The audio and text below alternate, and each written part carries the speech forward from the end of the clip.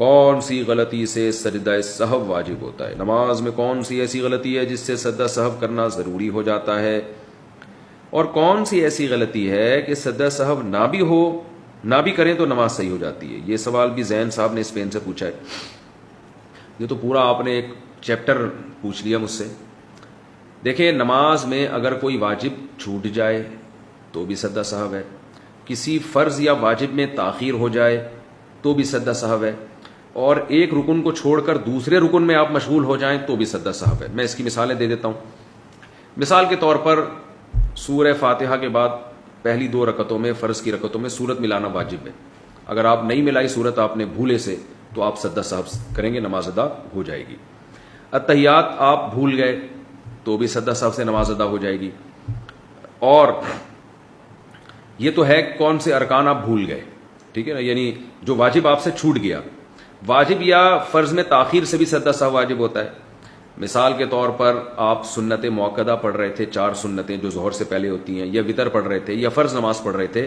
دوسری رکعت کے بعد آپ نے اتحیات پڑھ کے کھڑے ہونا تھا، لیکن آپ کھڑے نہیں ہوئے بلکہ آپ درود شریف پڑھ لیا. آپ نے خاص مقدار تو اعلی آل ابراہیم تک آپ نے آلی جو ہے نا اللہم صلی علی محمد وعلی آل محمد کما صلیت علی، یہاں تک آپ نے درود شریف پڑھ لیا تو تاخیر سے آپ پر سجدہ سہو واجب ہو جائے گا. لیکن نوافل میں تاخیر سے نہیں ہوتا. نوافل میں 2 رکعت کے بعد درود شریف پڑھ لیں تو بھی کوئی حرج نہیں ہے.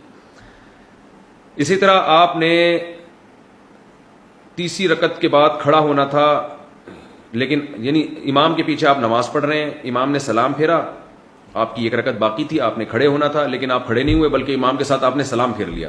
تو سلام پھیرنے سے کیا ہوا ہے کہ آپ کو جانا چاہیے تھا قیام میں، لیکن آپ وہ رکن چھوڑ کر ایک دوسرے رکن میں چلے گئے، اور السلام تک آپ نے سلام کا لفظ اپنی زبان سے نکال دیا، تو بھی آپ کو پھر آخر میں سجدہ سہو کرنا پڑے گا، کیونکہ 1 رکعت آپ کی باقی تھی اور آپ سلام پھیر لیا آپ نے، تو ایک رکن چھوڑ کر آپ دوسرے رکن میں مشغول ہو گئے.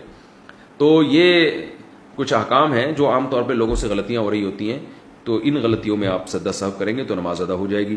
اور اگر آپ نے نماز کا کوئی رکن چھوڑ دیا تو پھر سجدہ سہو سے نماز نہیں ہوتی. مثال کے طور پر نماز کے بعد آپ کو آخر میں یاد آیا میں تو رکوع کیا ہی نہیں ہے، نماز کے بعد یاد آیا، تو رکوع چھوڑنا تو ایک فرض چھوڑ دیا نا آپ نے، رکن چھوڑ دیا، تو اس کی سجدہ سہو سے تلافی نہیں ہوگی. یا نماز میں ترتیب الٹ دیں آپ کہ رکوع آپ نے چھوڑا تو تھا لیکن سجدے میں جا کے یاد آیا کہ میں نے رکوع نہیں کیا ہے، تو پھر آپ کھڑے ہوں گے، دوبارہ رکوع کریں گے، پھر دوبارہ سجدہ کریں گے. تو یہ ترتیب جو آپ سے چینج ہوئی ہے نا، اس کی وجہ سے بھی آپ کو سجدہ سہو کرنا پڑے گا.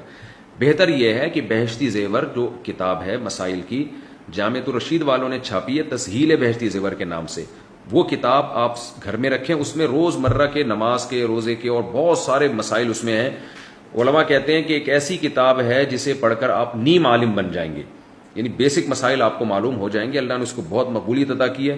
وہ کتاب آپ گھر میں رکھیں اور وہ اپنے مطالعے میں رکھیں تو انشاءاللہ یہ روز مرہ کے مسائل، نماز کے، روزے کے، زکوٰۃ کے آپ کے حل ہو جائیں گے.